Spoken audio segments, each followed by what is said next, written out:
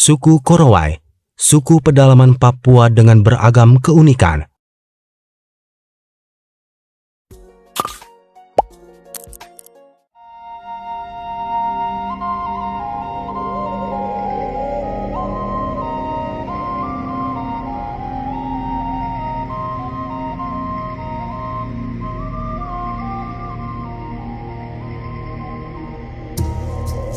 Suku Korowai adalah sebuah suku di pedalaman Papua sebelah barat yang berbatasan dengan negara Papua Nugini.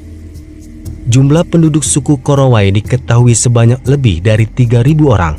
Sebelumnya, suku Korowai tak pernah berinteraksi dengan orang asing. Bahkan mereka tidak tahu ada manusia lain di dunia ini selain mereka. Tim ekspedisi menemukan suku Korowai sekitar tahun 1970-an. Tim ekspedisi tersebut dipimpin langsung oleh seorang antropolog bernama Peter van Arsdale, ahli geografi Robert Mitton, dan pengembang komunitas Mark Dennis Grundover. Ciri-ciri fisik dan penampilan suku Korowai tak beda dengan suku lain yang ada di Papua. Suku Korowai masih hidup dengan cara tradisional seperti berburu, bertani, serta mengolah sagu untuk kebutuhan hidup mereka sehari-hari. Pohon sagu adalah makanan utama suku Korowai, dan semua yang ada di hutan bisa mereka manfaatkan untuk bertahan hidup. Berburu merupakan salah satu keahlian suku Korowai. Mereka juga masih melakukan perdagangan benda seperti tulang, perhiasan, dan pisau.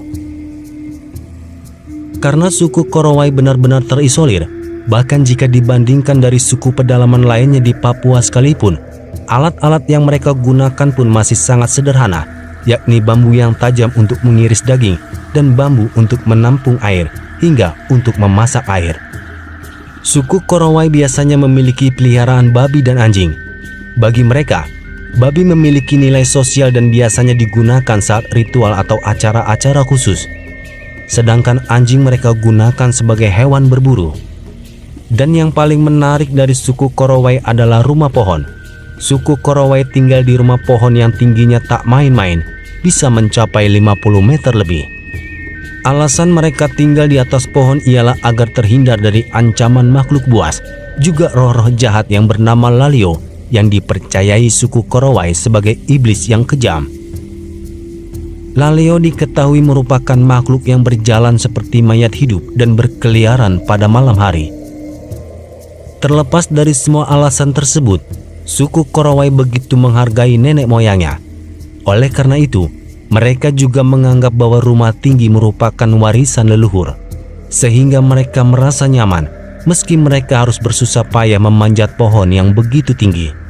Rumah pohon yang begitu tinggi secara logika tentu tidak normal. Suatu saat angin bisa saja berhembus kencang dan dengan cepat dapat menghancurkan rumah tersebut. Karena itulah, suku Korowai tidak sembarangan dalam memilih pohon. Mereka memilih pohon-pohon besar sebagai pondasi rumahnya.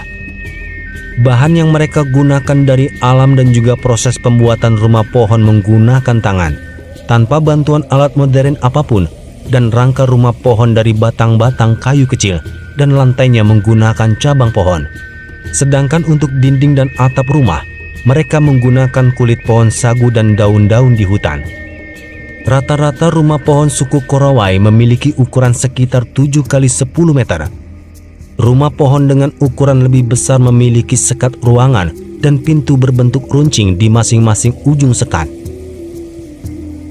Di rumah pohon suku Korowai juga terdapat sebuah perapian yang terbuat dari tanah liat yang digantungkan di atas ruang terbuka, sehingga perapian tersebut mudah dipotong dan dibuang jika api tidak terkendali.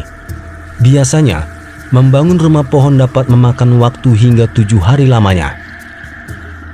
Suku Korowai masih memegang teguh adat istiadat leluhurnya, sehingga saat mereka mendirikan sebuah rumah, mereka akan melakukan ritual malam untuk mengusir roh jahat.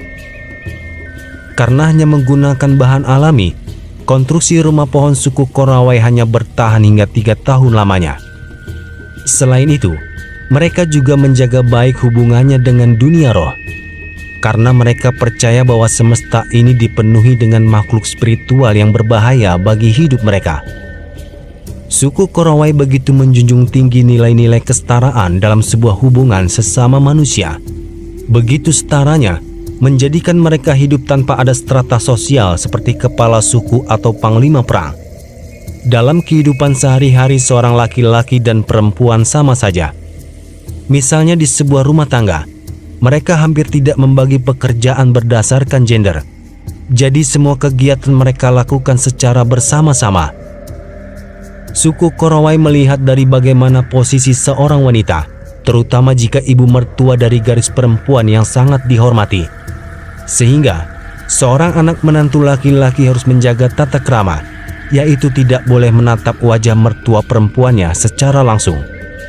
Suku Korowai juga memiliki kebudayaan yang begitu murni, sehingga dapat diteladani tentang hubungan mereka sesama manusia maupun dengan alam yang begitu seimbang.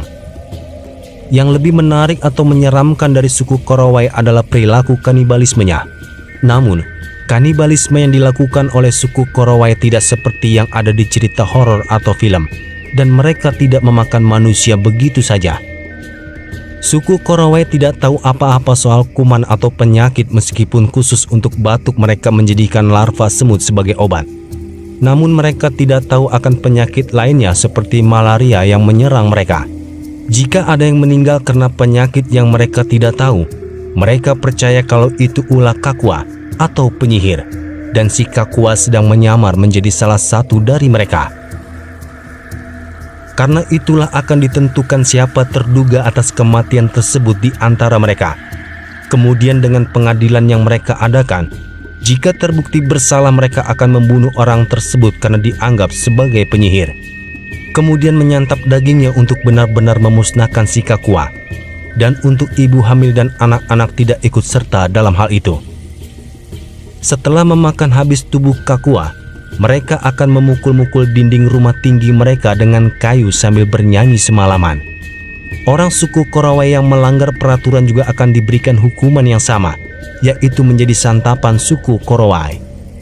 Jadi, kanibalisme bagi mereka adalah sebuah sistem peradilan layaknya penjara di kehidupan modern. Selain orang yang diduga sebagai Kakua dan yang melanggar peraturan, orang yang sakit keras dan tak kunjung sembuh juga jadi korban kanibalisme suku ini. Tujuannya mungkin agar si penderita penyakit tidak menderita lebih lama lagi di dunia. Maka orang yang sakit dalam waktu lama lebih baik mati. Bagi suku Korowai, jika seseorang jatuh dari rumah pohon atau terbunuh dalam pertempuran, maka alasan kematian mereka cukup jelas. Tetapi mereka tidak memahami mikroba dan kuman.